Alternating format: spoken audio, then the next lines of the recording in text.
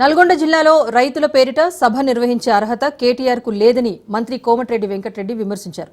నల్గొండ జిల్లాను కరువు నేలగా మార్చిన ఘనత మాజీ సీఎం కేసీఆర్ కే దక్కుతుందన్నారు. తాను మంత్రిగా బాధ్యతలు చేపట్టిన తర్వాత జిల్లాలోని పెండింగ్ ప్రాజెక్టులకు నిధులు కేటాయించి పనులు మొదలుపెట్టినట్టుగా తెలిపారు. నల్గొండ జిల్లా నాశనం చేసి సంపేసి మా సొరంగానికి 2000 ఇవ్వమంటే కాలు పట్టకుండా దండం పెడతా అని చెప్పినా నువ్వు మీ నాయన ఇవ్వకుండా శివన్నగూడెం డిండి ప్రాజెక్ట్ అని అందులో 10,000 కోట్లు దోసుకొని పుట్టి రిజర్వాయర్ కాలువలు దోవేసి కాంట్రాక్టర్లకు దోసిపెట్టి వాళ్ళ దగ్గర కమిషన్ తీసుకొని దానికి ఎక్కడి నుంచి సోర్స్ తీసుకుంటూ తెలియకుండా 80% పూర్తయిన బ్రాహ్మణ వెలువల ప్రాజెక్టుని 200 కోట్లు ఇవ్వని అసెంబ్లీలో 100 సార్లు బదిలాంటి అయ్యలేదు. ఇలా కనగల్ లాంటి మండలంలో జూనియర్ కాలేజీలు తిప్పర్తిలో ఇంకా అభివృద్ధి విషయంలో ఎన్నోసార్లు అసెంబ్లీలో మాట్లాడినాం, ఎంపీగా మాట్లాడినాం.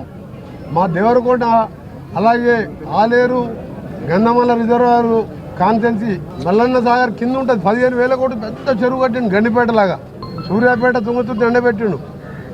ఇవన్నీ నాశనం చేసి జిల్లాని పనికిరాని వాడిని జిల్లా మంత్రిగా 10 ఏళ్ళు పెట్టి కనీసం ఎల్లమ్మ గుడి నేను మొన్న మినిస్టర్ అయినప్పుడు ఇక్కడ రోడ్డు మీద నిలబడే పరిస్థితి లేకుండే. ఇవాళ మీరు చూడండి ఎంత బ్రహ్మాండంగా చేసినాం. రోడ్లు దీన్ని సెంట్రల్ లైటింగ్ కాదు, రేపు ఇంకా 4 కోట్ల CGF ఫండ్స్తో డెవలప్